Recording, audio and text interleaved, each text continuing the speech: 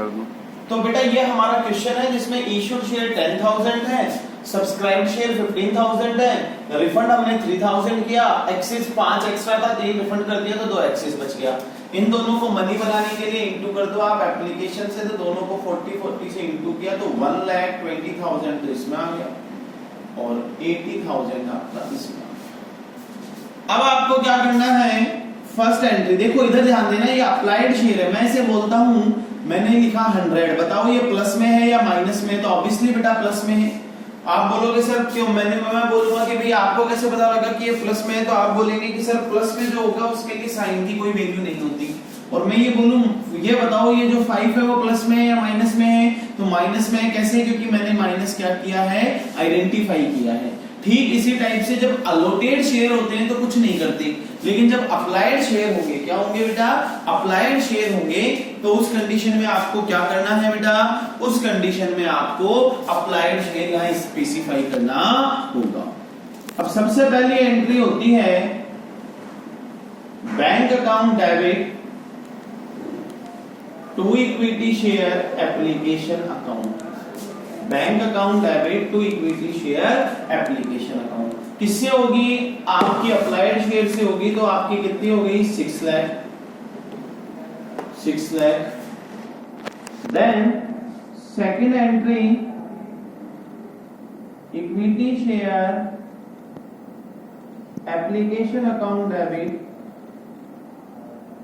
To equity share capital account, वही issued share से तो 4 लाख, और इसमें भी आपका आ जाएगा 4 lakh. Third entry 1 2 3, third refund की है तो इसमें भी रिफंड की होगी। एंट्री पास करेंगे आप equity share application account debit to bank account, तो भैया कितना आ जाएगा बेटा 1,20,000, 1,20,000। ठीक है, फिर उससे आगे यहां अभी तक तो अप्लाइड शेयर का ओनली इफेक्ट जो आएगा वो बस वर्किंग नोट में आएगा, बाकी कहीं नहीं आएगा। अब हम अलॉटमेंट ड्यू कर रहे हैं, तो equity share allotment account debit to equity share capital account, तो 40 रुपीज के हिसाब से 10,000 शेयर का हो गया 4 लाख, यहां पे भी हो गया 4 लाख। फिफ्थ की हम बात करें तो एक्सिस मनी को आप यूज लेंगे, तो एक्सिस मनी यूज में लेने की एंट्री आपकी जो बनेगी वो बनेगी बेटा equity share application account debit to equity share, use में किस में ले रहे हैं, अलॉटमेंट में, तो to equity share allotment account. कितने से बेटा 80,000 से 80,000। अब आप देखें अलॉटमेंट पे एक्सिस मनी का यूज हो रहा है क्या, यस सर। क्या 400 अप्लाइड शेयर का अलॉटमेंट एरर है क्या, यस सर। तो अलॉटमेंट की बैंक वाली एंट्री के लिए हमें क्या बनाना पड़ेगा, वर्किंग नोट। क्या बनाना पड़ेगा, वर्किंग नोट, क्योंकि वर्किंग नोट की टर्म्स एंड कंडीशंस मैंने आपको बता रखी हैं। वर्किंग नोट के लिए 2 कंडीशंस को फुलफिल करना होता है। पहला तो ये कि ओवर सब्सक्रिप्शन का क्वेश्चन होना चाहिए, और दूसरा ये कि हम जिस इंस्टॉलमेंट पे एक्सिस मनी का यूज ले रहे हैं कोई शेयर होल्डर की वो इंस्टॉलमेंट क्या होनी चाहिए, एरर होनी चाहिए। तो हमने यहाँ हमारे ओवर सब्सक्रिप्शन का क्वेश्चन है और हमारे यहाँ एक्सिस मनी का यूज अलॉटमेंट पे हुआ है, तो अलॉटमेंट की बैंक वाली एंट्री के लिए क्या बनेगा, वर्किंग नोट। तो उसका वर्किंग नोट से अमाउंट आएगा जो हम बाद में कैलकुलेट कर लेंगे। अब हम फर्स्ट कॉल को ड्यू करते हैं, तो equity share first call account debit to equity share capital account, 20 rupees के हिसाब से 10,000 शेयर का 2 लाख रुपीज आपका आ गया। अब आप देखो फर्स्ट कॉल पे एक्सिस मनी यूज नहीं हो रही क्योंकि पूरी एक्सिस मनी आपने काम में ले ली है, तो फर्स्ट कॉल डायरेक्ट रिसीव होगा। बट इस बार फर्स्ट कॉल के लिए भी हमारे को रिसीव करने में क्वेश्चन मार्क आ गया। कैसे सर, क्योंकि बेटा हर बार जो होता है वो एरर अलोटेड शेयर होते थे, तो आप डायरेक्ट ही क्या कर देते थे, इनटू करके लेस कर लेते थे। अब की बार अप्लाइड शेयर है, अप्लाइड शेयर का मतलब है कि भैया अगले ने इतने मांगे हैं, जबकि एरर किसका होगा, जो उसको हमने दिया। तो अब सबसे बड़ा पंगा जो आने वाला है आपके सामने वो यही रहेगा कि आपको अप्लाइड शेयर नहीं अलॉटेड शेयर, अलॉटेड शेयर आप इसमें निकालेंगे फिर वो एररलेस। नहीं समझे बात को? अरे भाई ये 400 अप्लाइड है, अगर अलॉटेड होते तो वर्किंग अलॉटमेंट के लिए तो वर्किंग नोट बनता, बट फर्स्ट कॉल डायरेक्ट आ जाता, 400 को 20 से करते 8000 आ जाता, 2 लाख में से 8000 लेस कर देते तो 1,92,000 आ जाता।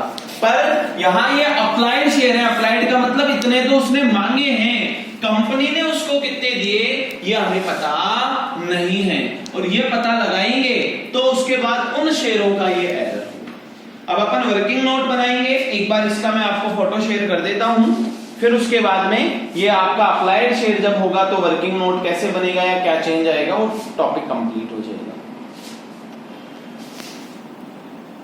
अलॉटमेंट पे कितना अमाउंट ड्यू किया, तो अलॉटमेंट पे टोटल अमाउंट ड्यू किया था हमने 4 लाख लेस यूज्ड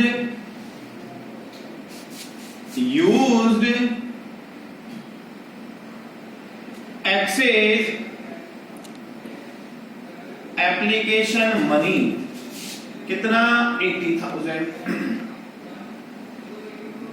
फिर कितना रहा 320, फिर less arrear amount on 400 applied है ना बेटा ये शेयर, इसलिए अप्लाइड लिखना कंपलसरी है। 400 अप्लाइड शेयर, उसका अमाउंट जो भी लेस होगा वो कहां से निकलेगा, वर्किंग नोट नंबर 2 से। फिर second working note, calculation of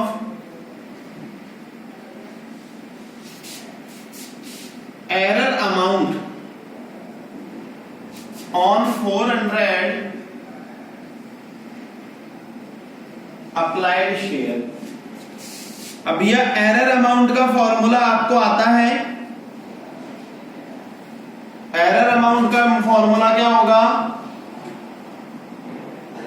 amount received on instalment divide by issued share into allotted share to shareholder, into allotted share to shareholder। अब देखो पंगा क्या होगा, अमाउंट रिसीव्ड ऑन इंस्टॉलमेंट में आपका आ जाएगा 3,20,000 डिवाइड बाय इश्यूड शेयर, आपके पास question में गिवन थे 10,000। बट ये पंगा कर रहा है कि allotted share to shareholder, यानी वो शेयर होल्डर जिसको हमने जितने शेयर अलॉट किए वो हमारे पास गिवन नहीं है, तो उसके लिए जब ऐसा क्वेश्चन आए, क्योंकि हमारे पास तो